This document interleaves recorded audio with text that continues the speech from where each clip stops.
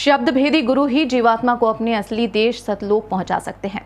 नमस्कार, FT live में आपके साथ मैं हूं सिमरन कौर। इस समय मनुष्य शरीर में मौजूद पूरे शब्द भेदी गुरु जो आयतो ब्रह्मवाणी वर्ड शब्द को सुनने का रास्ता बनाते हैं, वह पहुंचे हुए संत फकीर बाबा उमाकांत जी महाराज ने गुरु पूर्णिमा के अवसर पर 7 जुलाई 2017 को जयपुर में सत्संग में बताया कि देश, समाज, मानव के भौतिक व आध्यात्मिक विकास में संत महात्माओं का बहुत बड़ा योगदान रहा है। इन्होंने जीवों के ऊपर जो उपकार किया उसका बदला चुकाया नहीं जा सकता। महाराज जी ने 7 तरह के गुरुओं के बारे में बताया कि 7वां गुरु सत शब्द लखावा, जहां का जीव वहां पहुंचावा, यानी शब्द बताने वाले सदगुरु हमारी जीवात्मा को प्रभु के पास पहुंचा देते हैं। समाज में संत महात्माओं का बहुत बड़ा योगदान रहा है। देश के विकास का हो, मानव के बुद्धि का विकास का हो, आध्यात्मिक विकास का हो, बहुत बड़ा योगदान संतों का रहा है। इसीलिए कहा गया कि संतों की महिमा अनंत अनंत किया उपकार, इनकी महिमा का वर्णन नहीं किया जा सकता है। और इन्होंने जो जीवों के लिए उपकार किया उसका बदला भी नहीं चुकाया जा सकता है। इसीलिए 15वें दिन महीने में एक बार संतों के आश्रमों पर लोग जाते थे, सत्संग सुनते थे, सुनाते थे। उनके बताए रास्ते पर जब चलते थे तो यही गृहस्थाश्रम स्वर्ग जैसा था। कोई खींचातानी नहीं, कोई आदमी घर छोड़ करके घर के झगड़ा झंझट से भागता नहीं था। औरतें जल की मट्टी नहीं थी। देखो, भाई भाई में इतना प्रेम था कि भाई भाई के लिए जंगल चला गया था। राम के साथ लक्ष्मण, भाई भाई में कोई लड़ाई झगड़ा आज की तरह से उस समय पर नहीं था। आप देखो, पिता पुत्र एक दूसरे के फर्ज को समझते थे।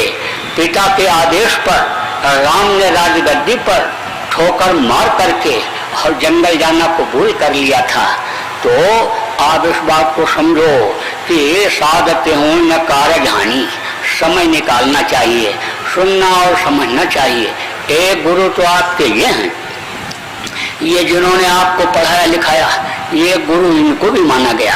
माता पिता को भी गुरु बताया गया और जो नाम रखते उनको भी गुरु बताया गया। जो गर्भवास की मैल छुड़ाती उनको भी गुरु बताया गया। रामकृष्ण का सुमिरन कराते उनको भी गुरु बताया गया।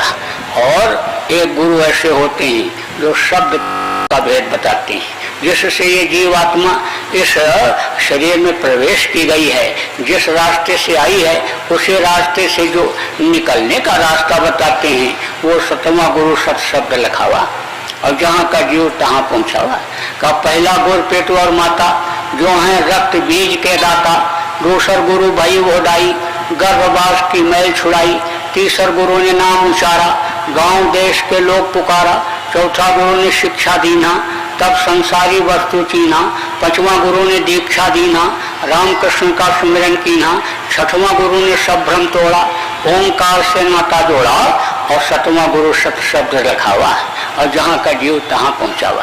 देखो, इस शरीर को चलाने वाली जो शक्ति है, जिसको जीवात्मा कहा गया, जिसके निकल जाने के बाद इस शरीर को लोग मिट्टी कहने लगते हैं। 2 घंटे भी घर में रखने नहीं देते, कहते ले जाओ जलाओ, नहीं तो मिट्टी खराब हो जाएगी। जिसके निकलने के बाद यह दुनिया की कमाई, दुनिया की दौलत, यह घर मकान, जिसके लिए आदमी दिन रात चलता रहता, दौड़ता रहता है, धर्म को भी छोड़ देता है, ईमान को भी बेच देता है, वो सारी चीजें यहीं जब छूट जाती हैं तो इसको मिट्टी कहने लगते हैं।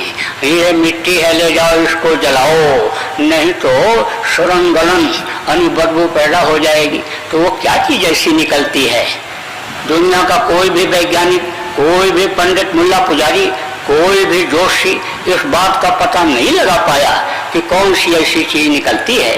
तो वह है जीवात्मा, इन्हीं दोनों आंखों के बीच में बैठी हुई है।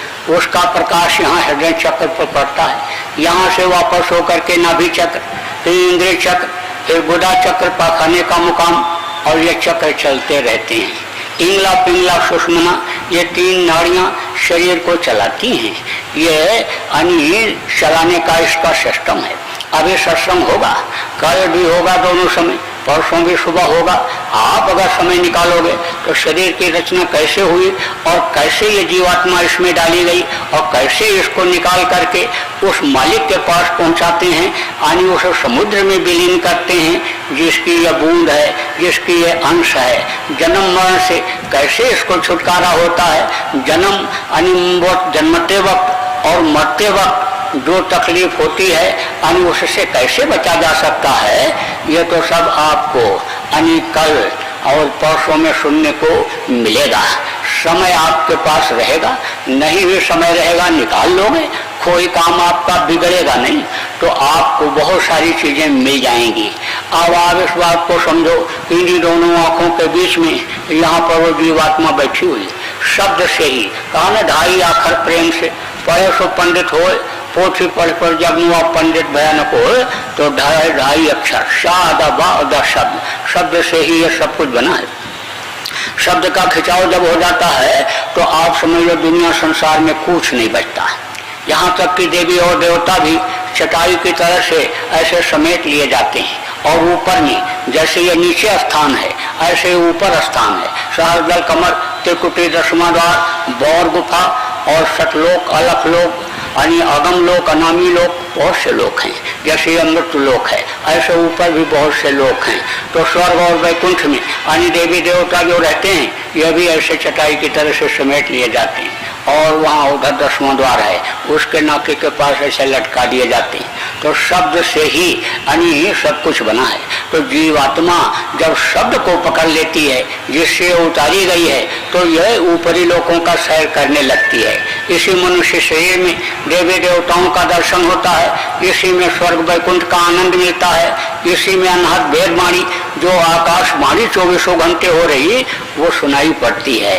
अब यह है कि जब रास्ता कोई बताने वाला मिल जाए, उस रास्ते पर चलाने वाला मिल जाए, संभाल करने वाला मिल जाए, आराम से बता करके समझा करके चला करके वहाँ तक पहुँचाने वाला मिल जाए, यानी सतमा गुरु, शब्द भेदी गुरु, तो ये चीज संभव हो जाती है।